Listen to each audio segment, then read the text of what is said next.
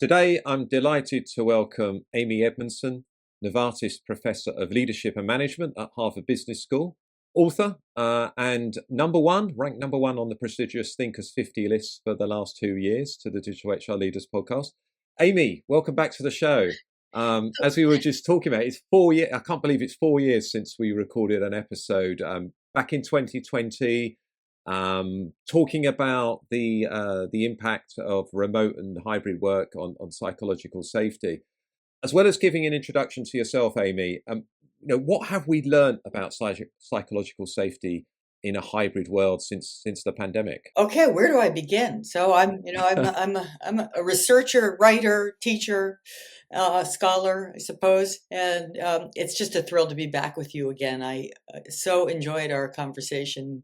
Can't believe it's 4 years ago, and I'm delighted to reconnect and continue the dialogue.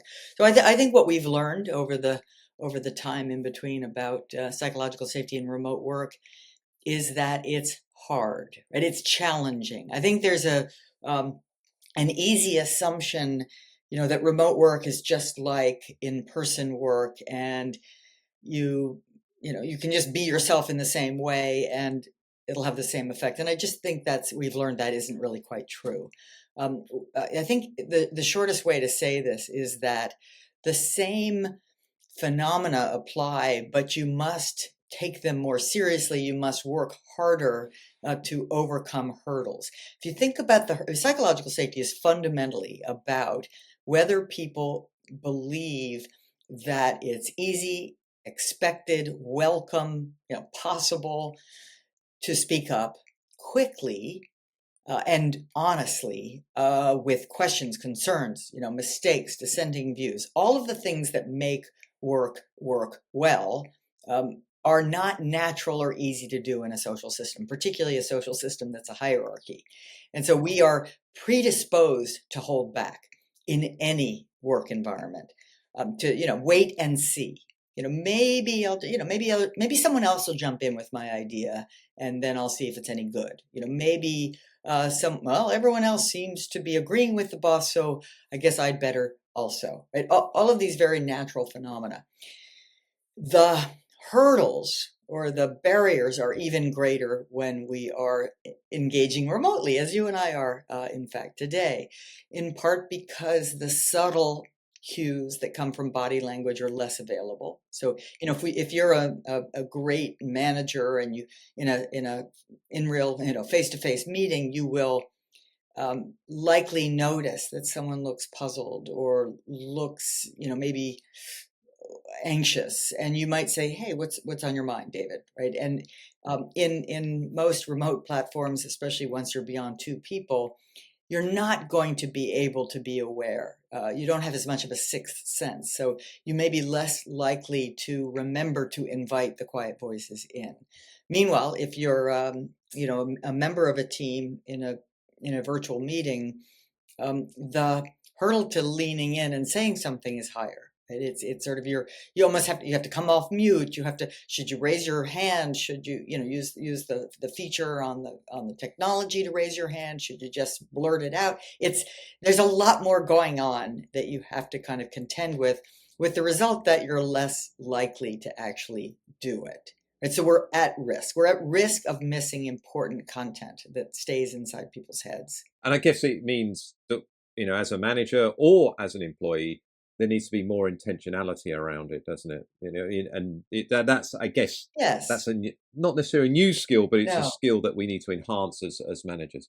I think intentionality is a very important part of it. And then, like it or not, little structures and tools become an important part of it. Right? So that if you know that you're at risk of missing things, then you want to put in place structures, rituals, routines, what have you, that will lower that risk, right? So, for example, you might routinely do a sort of a series of check-ins around the screen, right? It might be something that you build into the process. Where, okay, David, what do you think? Amy, what do you think? Or you say, okay, now we're going to take 5 minutes to process what we've heard and chat in some unvarnished thoughts. But I'm agnostic about exactly what you do. but it's more than just having the intention to do it. It's actually the practice of doing it with some, with some strong structural reminders that help you do it well. Well, obviously, Amy, your work over the years has helped really bring the topic of psychological safety, advance the topic of psychological safety, advance that. You're known very well for that, and deservedly. I won't embarrass you by talking about the thinkers 50 others to say that the fact you've been ranked number one 2 years in a row is a testimony to your work. And many of the listeners know, we've got a mainly HR practitioners, HR leaders that are listening to this podcast, and many of them will know that trying to implement the practice of psychological safety into their organizational culture is kind of what you're known for. But not many people know the origin story, and which you talk about at the beginning of your recent book, Right Kind of Wrong. I think I've got the pre-release copy That's here. the I know it came US out. version right behind me. The US version behind you. I know it came out about a year ago now, I think the book. September of 23. September of 23. Okay, so Right Kind of Wrong, The Silence of Failing Well. I'm sure our listeners would love, those of you maybe that haven't got the book yet, I'm not sure that's that many of them actually, but I'm sure our listeners would love you to share the story that you outlined at the start of the book.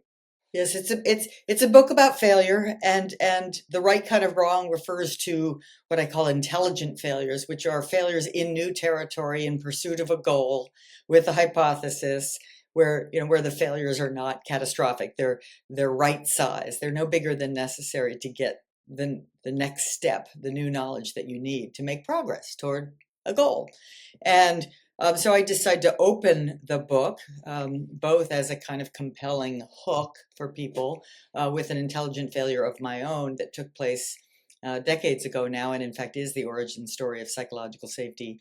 And that failure story was me, starring me as a second year PhD student engaged in a research project, my first real field research project where I was spending time in the field, talking to real people, surveying real people. It happened to be two hospitals, and the overarching context was that the hospitals were engaged in a study of medication error and adverse drug events that occur as a result. And the principal investigators were primarily interested in assessing the rate of error. I was primarily interested at their invitation at assessing how team properties, teamwork, quality of team leadership impacted error rates.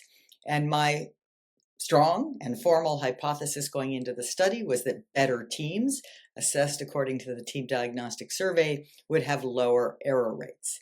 I don't think I need to explain to your listeners why I thought that would be a reasonable hypothesis, right? And healthcare, especially, 24/7 tertiary care operations, very complicated, involve lots of handoffs, lots of communication. That's the very definition of teamwork, right? So that if you're a better team, and I didn't doubt the validity of the Team Diagnostic Survey, if you're a better team, you should, in fact, be able to produce fewer errors. Unfortunately, when I got the data, trained medical investigators were collecting the data on error, largely by going sort of, unit to unit, door to door, if you will, to ask people and find out, what happened this week. And meanwhile, I had the survey data, so nicely independent from a research perspective, no common method bias. And to my, at first delight, I had a statistically significant correlation between the two data sets. And then I looked more closely and realized, to my horror, that the correlation was in the wrong direction. In other words, the better teams appeared to have higher, not lower error rates. I now use that word appeared deliberately because, at first glance, I just thought, well, how can this be? How can better teams be producing more errors? After some serious panic and wild-eyed thoughts about dropping out of graduate school, I forced myself, as one should, to think. And in thinking, it occurred to me that maybe the better teams don't make more mistakes. Maybe they're more willing to report them, right? To speak up honestly about them. After all, this is not a context where people expect things not to go wrong. This is a context where things will go wrong because every patient's different, every day is different. It's enormously complex, unpredictable, and so it's if you're sort of a grown up in that context, that things happen, and if you're really serious about patient care, you're going to gulp and speak up. Right. And much later, I called that weird difference in interpersonal climate across these teams psychological safety. And I called it team psychological safety. I said, in fact, um, it is very likely, I couldn't prove it in that first study, but it was very likely that what we didn't have was different competence levels. What we had was different reporting norms. And if so, I wanted then, to go off and look at other companies where this wasn't an accident, it wasn't a failure. It was like, if there's a such thing as interpersonal climate in a team, A, can I measure it? B, if I can, does it predict anything like team performance or team learning behavior? And long story short, in fact, in other settings, that worked out quite well. And that gave birth to a rather large and growing literature on psychological safety. It's incredible, isn't it? That initial counterintuitive finding, once you scratch beneath the surface, you found something that's just been the foundation of your career ever since. Right, right. And as in this latest book, my prior book, The Fearless Organization, it was really about trying to describe both the research behind psychological safety, not just mine, but many, many people's, why you should really have confidence that this is an important factor in performance in teams, especially, and then, full of stories where it was highly present or highly absent and what the consequences of those were. And in that sense, I was sort of, I was trying to fill the demand for deeper understanding about this concept. And this new book, Right Kind of Wrong, has plenty, as you've clarified, references to psychological safety. Psychological safety runs through it, and it's for me, it's a broader look at the challenge of navigating uncertainty at work and in your life, right? It's psychological safety is one thing that you want to care about, but it is by no means the only thing. And one of the things that we really need to understand and appreciate is that things will go wrong, and best practice means accepting the intelligent failures. Not only that, almost celebrating the intelligent failures because they are the stepping stones of progress in new territory, but also doing everything in your power to minimize what I'll call basic failures or complex failures, the failures that exist or occur largely in familiar territory, but are theoretically and usually practically preventable. Yeah, I love the way you describe it at the end of the prologue of the story that you've just told, and your quote: "If you're not failing, you're not journeying into new territory," which I think is basically what you've said there, Amy. And obviously, most people instinctively fear failure.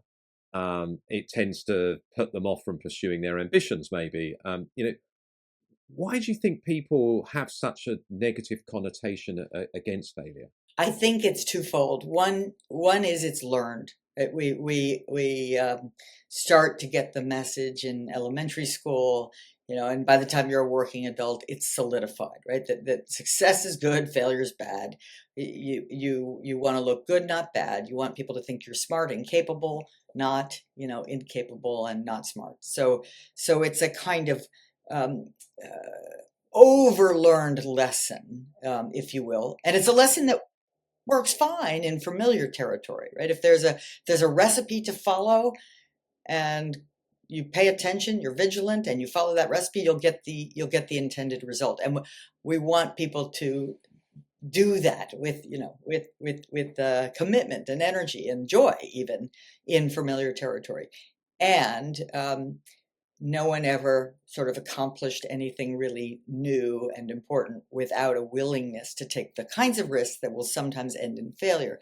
So part of it is learned, and then I think part of it is probably deep in our evolutionary history, our DNA, right? That there is a sense that if you're going to get rejected by others, you literally could starve. You literally could, be at risk of death due to, hazards out in the environment. So, we care deeply about what people think of us, even at a sort of cellular level, not just because we learned some of the wrong lessons in school. It's interesting, isn't it? Because I think if we look back at the history of the human race, you know, big leaps forward are probably a sum of lots of mistakes or failures, effectively. I mean, I was listening to a podcast recently about the moon landings, for example.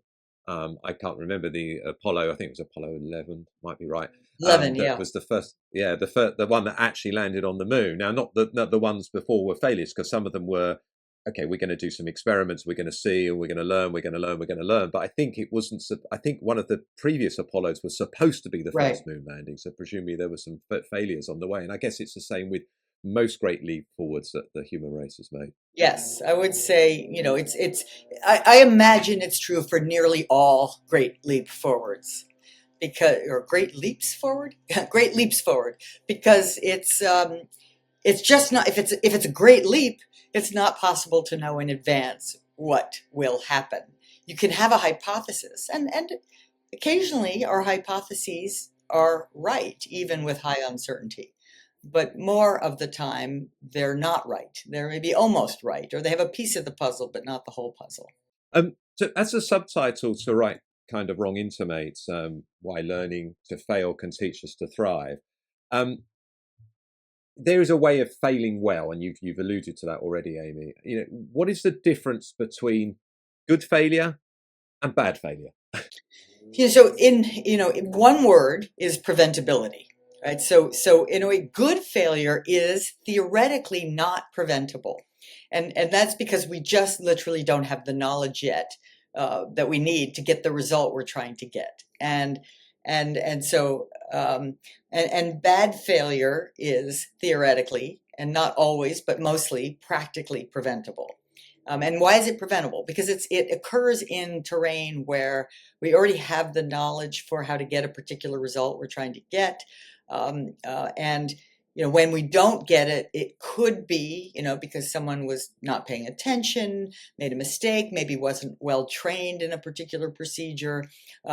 Maybe, you're baking a souffle and the power goes out. So that's a theoretically preventable. Most of the time when you make the souffle, it turns out okay. Maybe that's not a good example because souffles are hard, but you know what I mean. But now and then there will be some just exogenous factor that's just plain bad luck, right? The power outage.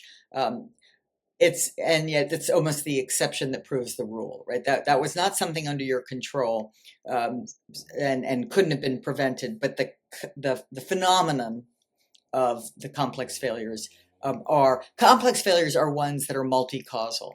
They're the perfect storms. They're the failures that happen because a handful of small things went a little bit wrong, and any one of those factors on its own would not have produced a failure. But the way they came together, you get a failure. Whereas a basic failure is just a single mistake or deviation led to the failure. It's a bit like we had a failure when we recorded our podcast, or on my side, Yeah, 4 years ago, because my 10-year-old daughter at the time decided to run away with the dog, and yeah, we had to yeah. postpone and reconvene and do it That's another right. time. But it was completely unforeseen. You know, Completely unforeseen, but not quite no, intelligent. definitely not Right? I quite guess intelligent. probably another thing. So it's complex. It's either complex or basic. In that it's probably basic because it's a single cause, utterly unpredictable. So I don't want to say, and I don't, that all basic failures are preventable, but most of them are. But yes, but that was something absolutely unforeseen, absolutely important, right? I mean, stopping the recording at that point was like minimus, did not matter, right? No real cost there, but going and finding the missing daughter was very important indeed. Yes, and she features again now because she's been doing her year 9 exams recently at school, and that's where, obviously she should have learned the questions that she's going to be, where she's good, that she's being tested on. So yeah, I mean, obviously, if they ask questions and stuff she's not been taught yet, then it's okay to get those wrong, Exactly. and you learn for next time. But yes, we shall see how she fares. Then it's intelligent failure, right?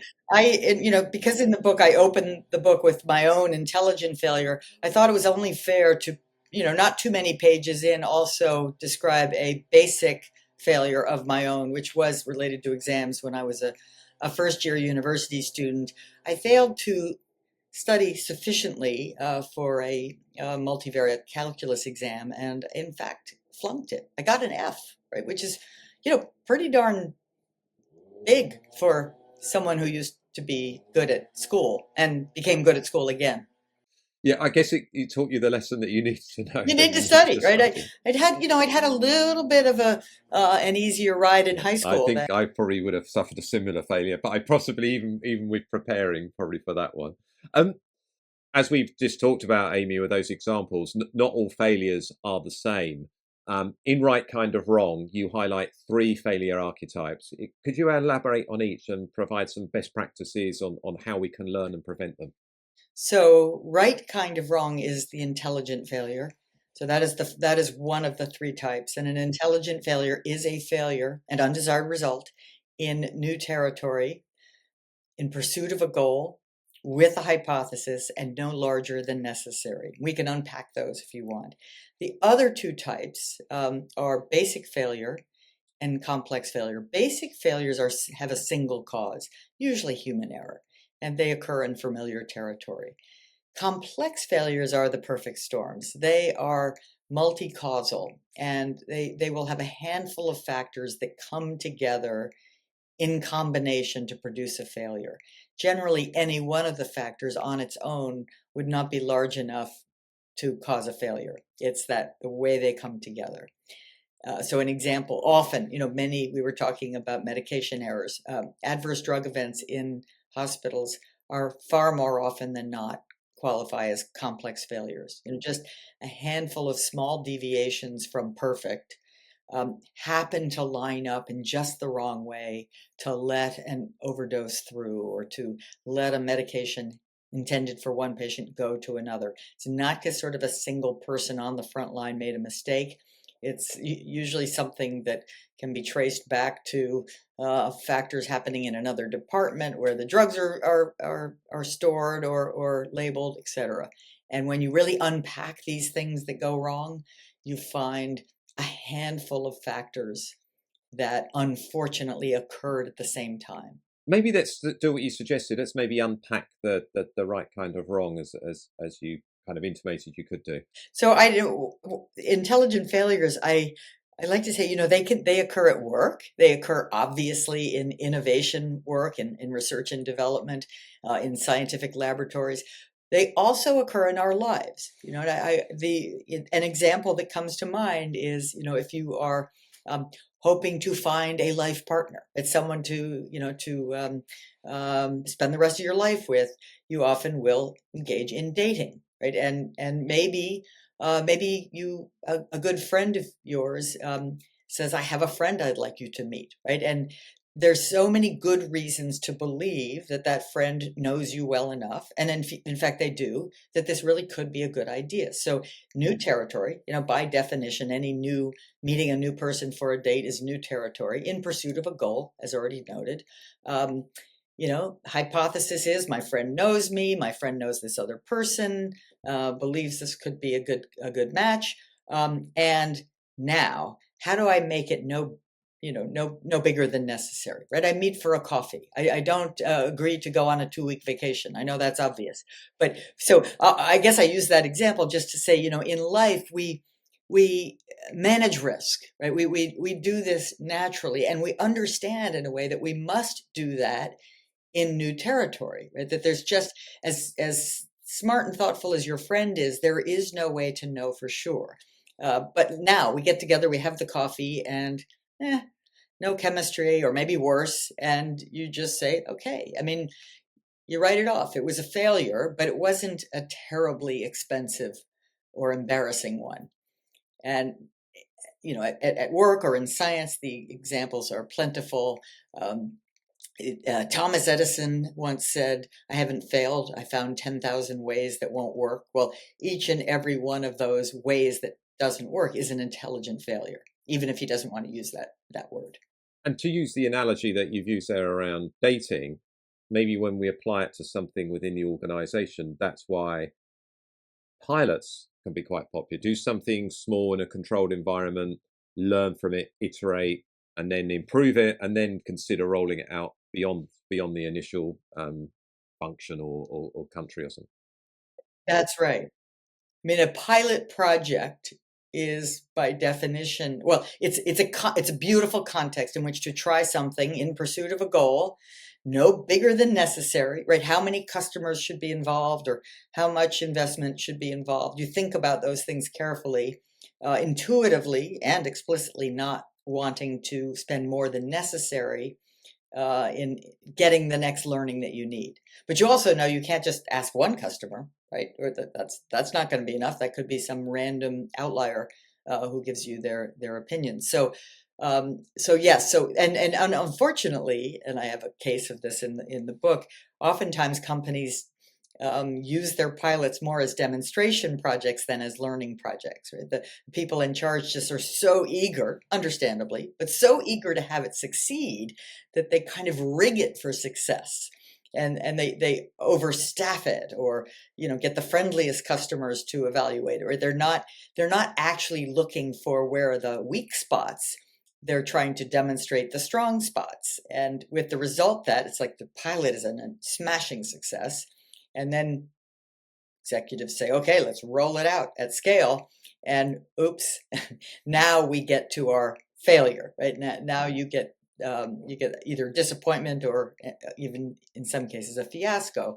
And you say, "Well, no one could have seen that coming." Not true. We could have seen that coming. And so the actual at scale launch is not an intelligent failure, because the opportunity was lost to fail small, fail fast, and then succeed brilliantly at scale. And of course, one of the key things when we're assessing whether something has succeeded or failed, and if we want to learn from the failure, is data. Yeah. So that makes me think a little bit about HR as a function. Now I'm generalizing here a lot, and this is becoming less and less so. Certainly in the work we're doing at Insight 222 that we see. Generally though, HR as a function, there's a tendency to say we're not data people, we're people.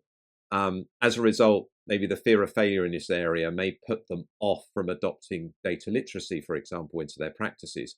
How can we reframe failure to help adopt practices or pursue a strategy that we ultimately fear?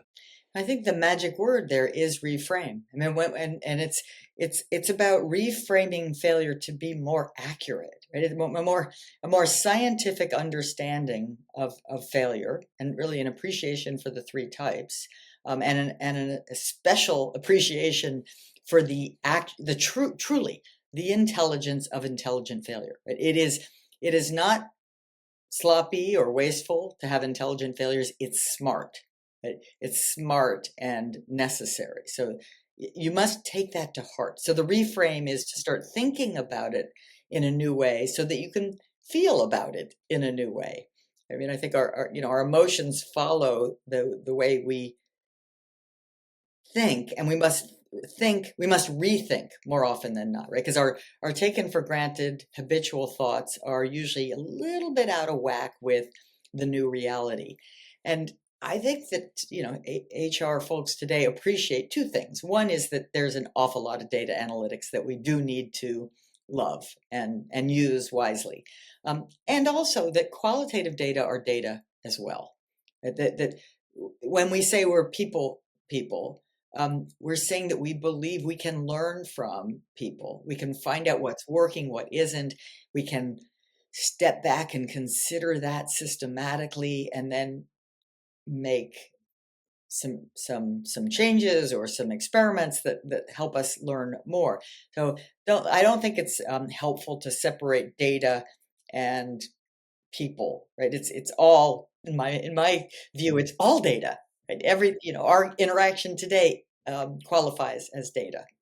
It's interesting, actually. We've literally just published some research at Insight 222 looking at the evolution of the people analytics function within HR. And as you probably know, some of the companies you work with, data is becoming more commonplace in HR. And as a result, that people analytics function is increasingly reporting directly to the CHRO, is increasingly, as we found, being coupled with people strategy. And for example, we're increasingly seeing that employee listening, talking about the qualitative research on people there, is increasingly reporting, is part of a successful people analytics function. And that kind of brings us a little bit full circle to what we talked about at the start around hybrid working and measuring and understanding psychological safety and team effectiveness and culture. I just wonder what your thoughts around the importance of employee listening, and how it can highlight good and bad examples of psychological safety and team effectiveness, as it relates to failure, maybe. And maybe that takes you all the way back to your your inspiration, I guess, for the work that you've been doing for these last sort of 30 plus years. It's hard to overemphasize the importance of listening, right? And listening, as so many have said, is not about just being quiet while someone else is speaking, right? It's listening to understand. And if you are a professional whose job is to understand the employee experience, to enable employees to, team up to do great work together in pursuit of the organization's mission, listening is a really critical part of your job.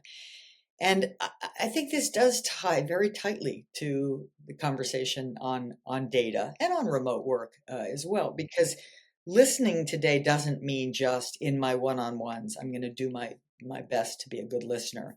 Listening means using whatever tool I can possibly have at my disposal to listen, to understand. Some of those tools will be quantitative. Some of them will involve survey data. Some of them will involve tests and pilots and experiments. Some will be focus groups, some will be one-on-ones. But whatever you're doing, your entire heart and soul is in listening, which really means in learning. You're never under the illusion that what we know today will be fully complete for what we need to do and know tomorrow. So, so measurement plays a critical role here, and measuring psychological safety, for instance, and maybe, for instance, measuring the impact of psychological safety on various degrees of hybridity or remoteness is an important thing to do. And I really want to encourage people not to think about measures as as targets. Like, it's not about what level of psychological safety do you have, and is that good enough? Can we check that box? It's all relative, right? I mean, measuring psychological safety is part of listening. It's not part of passing the test. And so, because different companies may have different sort of levels based on just assumptions that people have. So I think when you are measuring psychological safety and other things, you're looking for trends. The most important and powerful use of that measure is to find bright spots and areas where more attention is needed within your organization. Right? So use it simply as a starting point to understand where your help is needed, but not as a grading system for how people are doing. Very good advice. The emphasis you make in Right Kind of Wrong, Amy, about trying new ways of approaching a problem and experimenting until you find what really works. Yeah, that really resonated with me, and we certainly see it with organizations that are maybe looking at shifting towards a skills-based approach to work, or we see it with HR functions that are maybe looking at experimenting with AI, for example.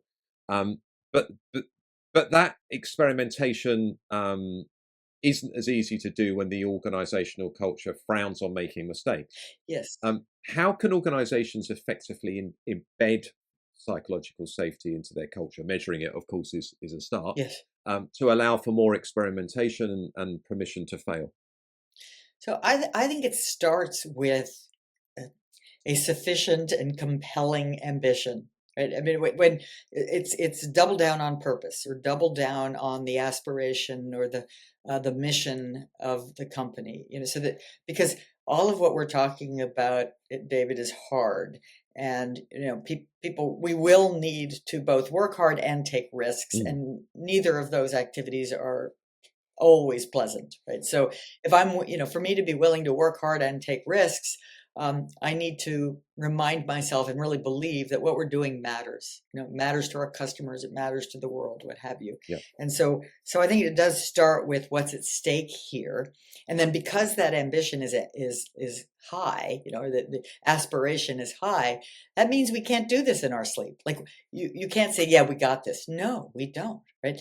In order to achieve this exciting, important thing, we're going to have to discover things we don't yet know, discover how to do things we don't yet know. So you're basically clarifying the gap, doubling down on the importance, clarifying the gap, and then creating space and encouragement for experimentation, which at this point is absolutely necessary, right? You can't opt out of experimentation if you've got a gap and you want to close it. And so this is all cognitive, right? But now we want to create time and space, not all your, not your entire work week, but some portion of your time must be spent taking smart risks. And then how do we respond to you call them mistakes, I'll call them failures, right? The undesired results that do happen, right? Because the reason why, by the way, it's a better word is because mistakes implies that we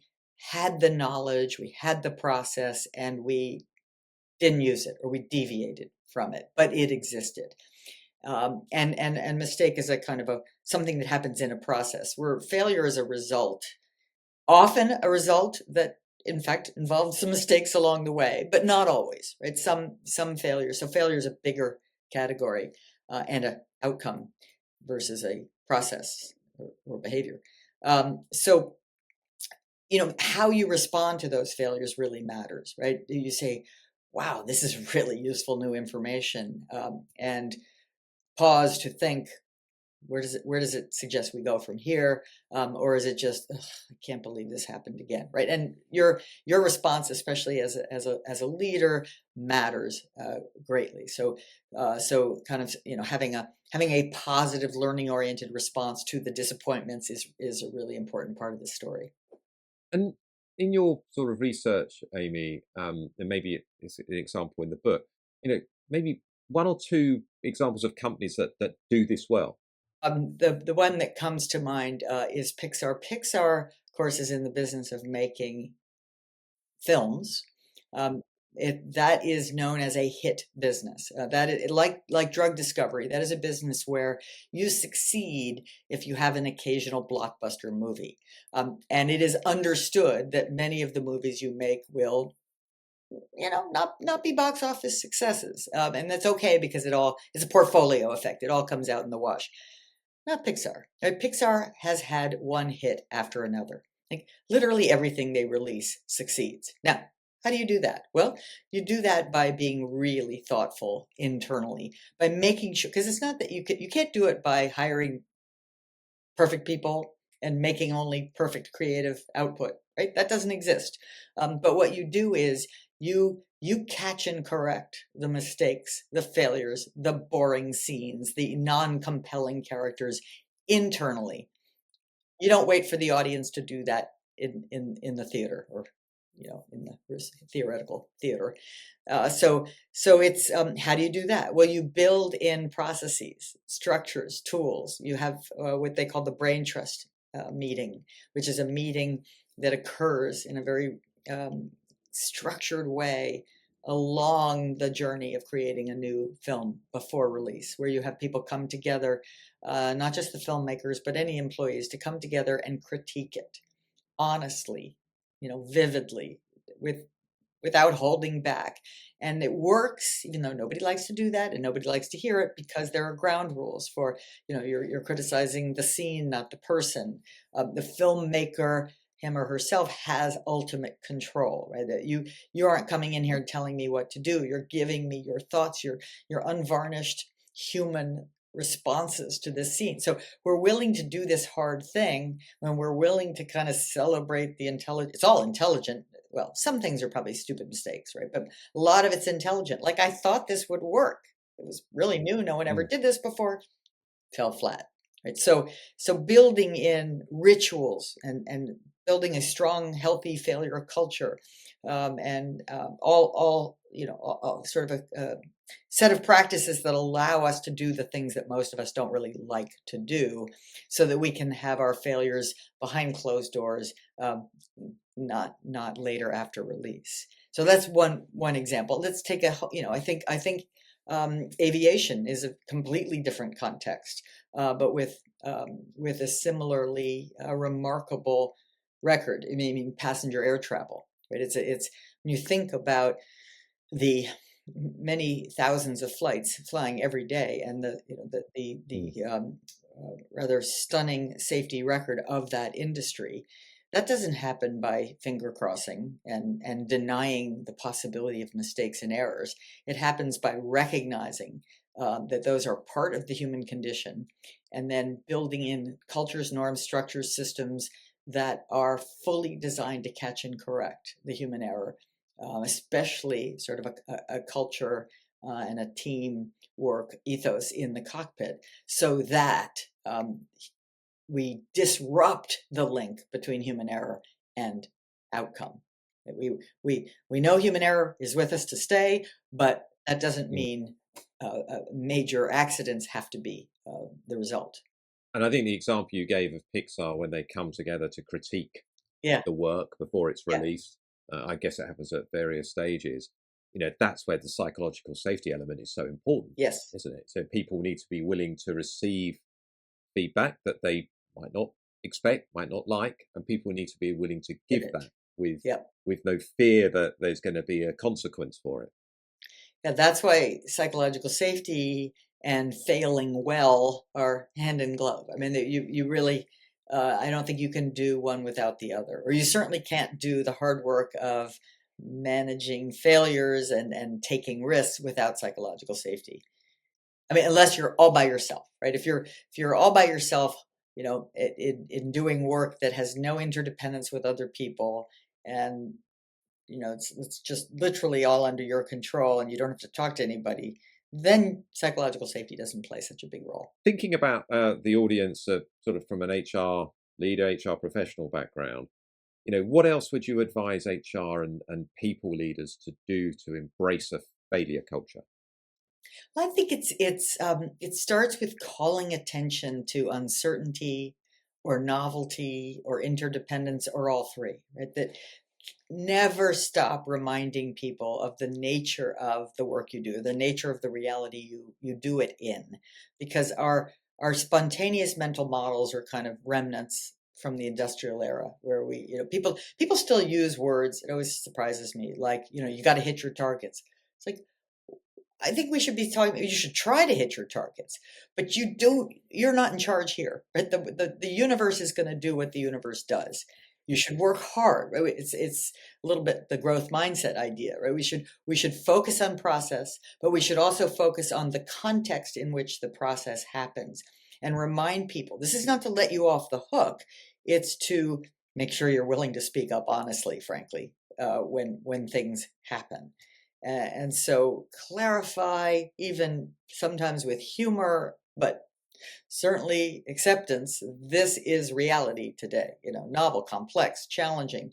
And so, whoa, what's it going to take to do really well, which, by the way, is what we want to do, given that context? Well, it's going to take, speaking up quickly. It's going to take wild ideas that we then, maybe edit a little to get them where they need to be. It's going to take offering help when help is needed. It's going to take asking for help when you're in over your head, and all the rest, right? So it's kind of just helping people develop new mental models of what we do, how interdependent we are, and why it calls for something unnatural, which is kind of truth telling, vulnerability, but all in the service of something great. I think it also requires developing developing the actual skills of inquiry, right? Of asking good open-ended questions. And then, as we were talking about earlier, listening to understand, having a thoughtful response, and thoughtful doesn't mean Pollyanna, agree with everything, everybody gets a trophy. It means, "Oh, I hadn't thought about it that way, or I see it differently, and you're treating people with respect, the respect to be willing to disagree, and to be willing to say you've considered it, like you were listening, and you see it differently, but here's why. And when I listen to what you're saying there, Amy, it is again, we've seen HR over the years really move from that support function mentality to become more of a strategic partner to the business. That's important because people in HR, leaders probably have a better understanding of human psychology and what drives behavior in an organization maybe than any other business function. So we need to actually, rather than just be order takers, we need to actually push back sometimes and actually, as you said, get to the questions that beneath the initial question that's being asked, and get to the real questions that actually need to be answered, and where we need to focus our time and our expertise to support the business or the people manager achieve the goal that they're trying to achieve. I think that's absolutely right, and implied in that is that it starts in the team that you're a member of, certainly the team you lead, but as a people leader, you are likely part of a cross-functional team, and you may have a unique knowledge set to help that team function well. And I think you have a responsibility to apply it. I'm going to ask another question about data. That probably won't surprise you, given you kindly spoke at our Insight 222 Global Executive Retreat a few years ago. How can we use data to gauge whether we are failing well? Huh. Ooh, that's a good question. I think at this point, I don't have a formal quantitative survey tool to gauge that. So at this point, what you'd have to do is assess the percent of what I'm just going to call red and green, where red is problems, failures, concerns, bumps in the road, and green is all's well, successes, targets hit, etc. And then pause to think, what is the nature of our industry or our project? Is it high or low uncertainty, right? Is this the kind of thing? Are we on one extreme, an assembly line where we can be darn sure that a reliable little vehicle is rolling off the end every minute? Or are we, in a scientific laboratory trying to develop a brand new cure for type 1 diabetes, where we can't be sure at all that we're going to have that done in a minute or if ever? So that's a huge spectrum. Most of us are somewhere in between. But being thoughtful about, what what is the actual relationship between kind of effort and guaranteed success? Most of the time it's not 100%. And so just once you pause to contemplate that, I think you're then in the position of saying, oh, if everything's green, right, then we're probably either not doing our job, we're sort of playing not to lose rather than playing to win, or things are going wrong and I'm not hearing about it. So I think the idea of data starts very qualitatively with a sense of, are we getting enough red? Are we experimenting enough? Are we learning enough? And it's a little bit of a judgment call, right? What enough means in your context is going to be up to you. But thinking about this often and thinking systematically about it, I think really matters. No, really good. So Amy, before we head to the question of the series, which is the question we're asking everyone on this particular series of the Digital HR Leaders podcast, is there anything we should keep our eyes open for in terms of your next area of research? Yeah, so I'm teaming up with Mark Mortensen at INSEAD to really double down on how do we make work work. So this is a people manager project writ large. How do we make work work in the new world of work? And more specifically, we're looking at the employee experience in an integrated way, right? What is the employee's connection to purpose, to the culture, to growth and development, and then finally to the material aspects of the job, where and when I have to work and how much I'm compensated for that. And our our premise is that most of these areas, all four important areas of interest for people managers, um, are looked at in isolation. There are books on purpose, there are books on culture, but the interrelationships among these four factors are as if not more important. The way your culture is impacting your growth and development opportunities, for example, is truly important. Just taking the example of remote work, it's undeniable that it takes growth and development, mentoring opportunities take a hit when we're not together. So, what do we do about that? How do we plan for that? How do we overcome that? What do we design um, to best make work function as it should?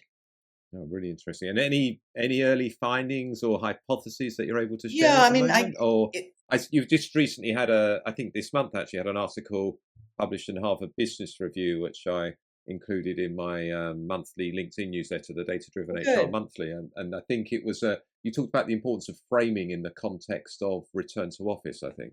Yes, yes, and we don't mean to imply that it's all about communication, but it's because framing, as we've talked about throughout this conversation, framing affects how we think, and when we reframe to be more realistic and accurate, we can think better and we can sort of have better actions, better decisions. But our argument there was whether by design or not, we argue not.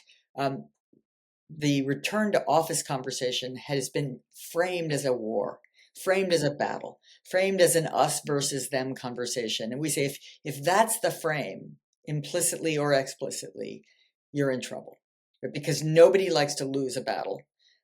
Nobody, so that will engender natural resistance and in fact digging your heels in rather than sort of the so we say you've got to reframe it as a learning with a learning mindset. You've got to reframe this as what works, and it's not us versus them. So what we're finding is that um, there are real costs, and people recognize them when you start having honest conversations. There's wonderful convenience to working at home.